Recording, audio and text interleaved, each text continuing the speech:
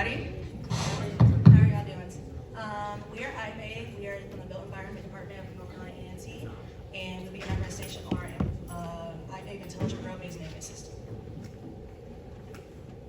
My name is Kalia Moore. I am a senior construction management student at North Carolina A&T. My name is LaJay Reese. I am a senior construction management student at the North Carolina Agricultural and Technical State University. My name is Marquise Dark, and I am also a senior construction management student at the illustrious North Carolina Agricultural and Technical State University. My name is Tiger Thomas. I am also a senior at North Carolina A&T and construction management major. So we'll be going through 3 parts today: our history, looking back at our STOMP solutions, then how we got to iPave, and our cost analysis from that. So first we go into our look back at STOMP solutions. Our journey to correct infrastructure began 2 years ago with our first innovation, STOMP Solutions. We utilized crowdsourcing, 3D scanning to identify vertical displacement and trip hazards, and this now segues us into our new innovation. So this is iPave. It's an intelligent roadways management system. We found that. So the background behind this is when you have road impurities like potholes, just even pavements, all that kind of stuff, DOTs don't have enough information to pinpoint these things and to fix them. Excuse me. So we need to use GIS systems, which will kind of help map out where these things are going, use manpower as well as infrastructure to figure out how we're going to these things done. We found that this affects 1 in 5 drivers who experience damage from their cars with unmaintained roadways, and 15% of these drivers have ended up paying much more money to get these things fixed within the last 5 years.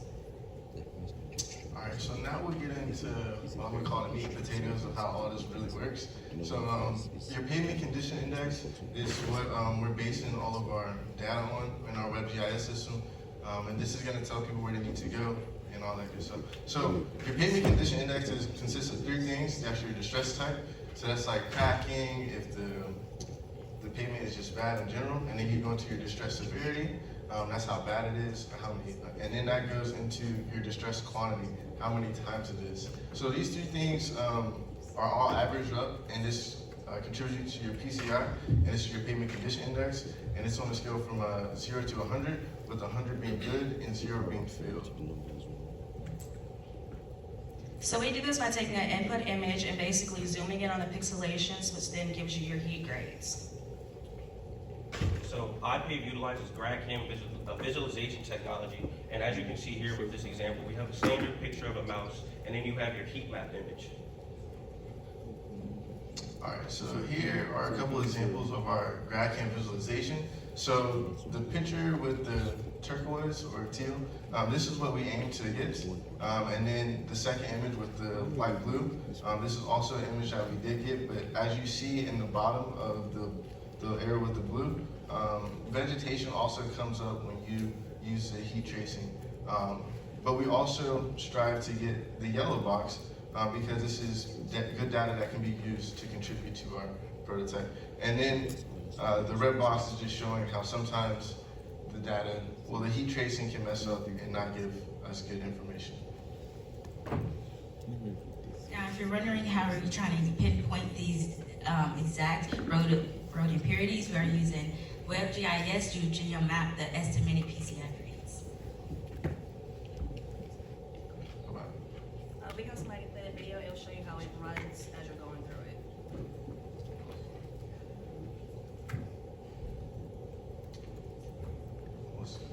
Okay, so then that goes into our prototype and our proposed workflow. So we plan on using crowdsourcing, as Tyree had stated earlier, with STOMP Solutions. So it's a technology where you basically use everyday people to get this information. That information will then be uploaded to our WebGIS system, and then we'll send work orders to the people who actually are able to fix these things, and that's how we plan on fixing these roadway impurities. So by a show of hands, who uses Apple Maps, Google Maps, Waze, or just any navigation service? Okay, so similar to how you're alerted of police ahead or maybe an accident, our technology will be implemented and you'll be notified of roadway impurities to this way help mitigate the risk of damaging your vehicle or in the worst case scenario, injuring yourself. Now we're gonna go to the cost analysis. So the US right now has an estimate around $435 billion of backlog of road repairs. And that is continuously growing due to cities not having the funds to actually fund the roads to actually get repaired. So iPave is trying to smaller the gap by one, creating manpower, especially in rural areas when they do not have the people to actually work in it. So this would be another alternative for that, as well as reduce carbon footprint, because it takes more people out there to actually fix the roads and provide infrastructure management system. And then our cost is kind of going from free to premium as well. These are citations. And thank you to 2024 AAAS Innovation Showcase, the advisory board members, judges, fellow participants, and thank you to our North Carolina Agricultural Technical State University Built Environment Department.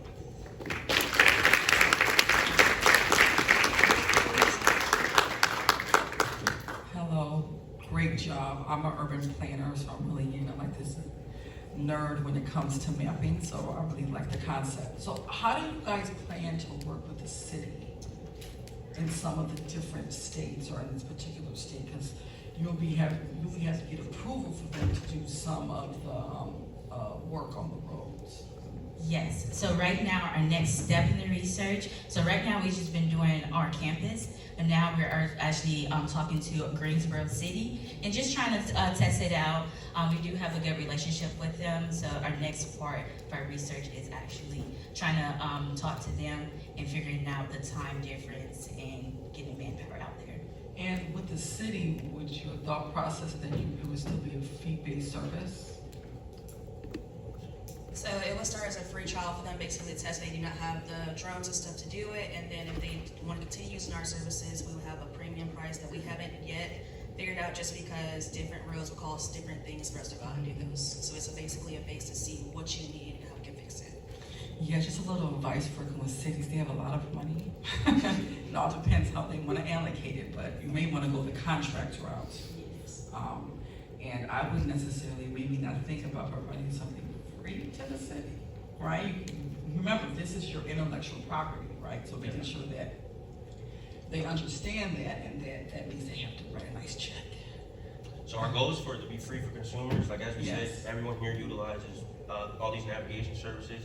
But we would like to charge Department of Transportations around the nation, as well as these services like Apple, Google, and then we can implement our technology within it.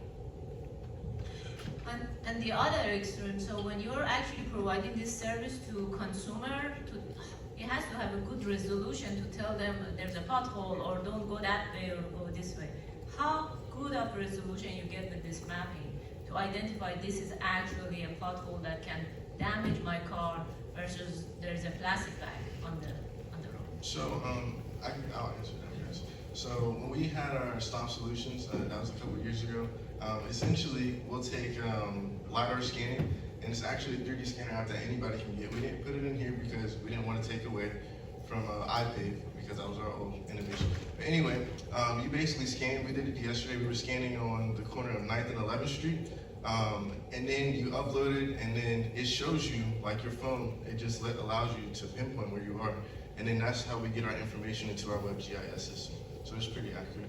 And with LiDAR scanning, it actually lets you see the depth within stuff, but you just can't see it with your eyes, but it goes off sonic when you see it.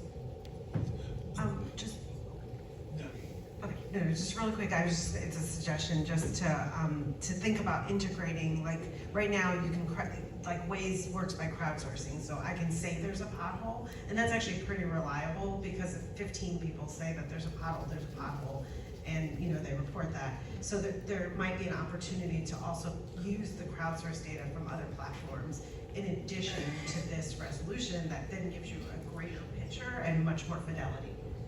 Thank you. Just real quick, your professors were in a session yesterday with National Science Foundation talking about SBIRs, STTRs. I would encourage you to think about the term, and you can look it up when you get back to your seat, dual use, because what you're building, because you're looking at a 20-year history of looking at GIS and all that stuff, change detection, blah, blah, blah, There is a business model to be exercised, to be explored, that looks at the government looking at your technology to understand roads and to understand other things that we won't talk about now, but we can talk about later, that you should be able to, you should look at. Definitely. Very exciting. Thank you. Thank you. Down to our final two, we're almost at the finish line. Robotics taking place from Philander Smith University. After that, we'll conclude with STEM United, South Carolina State University. So we are almost there. Great job, everyone. That was a good question. Thank you. We did it. Oh, it's recording. You got me and Thomas out here. It's 20. Hello, everyone. Okay. How are you guys doing today?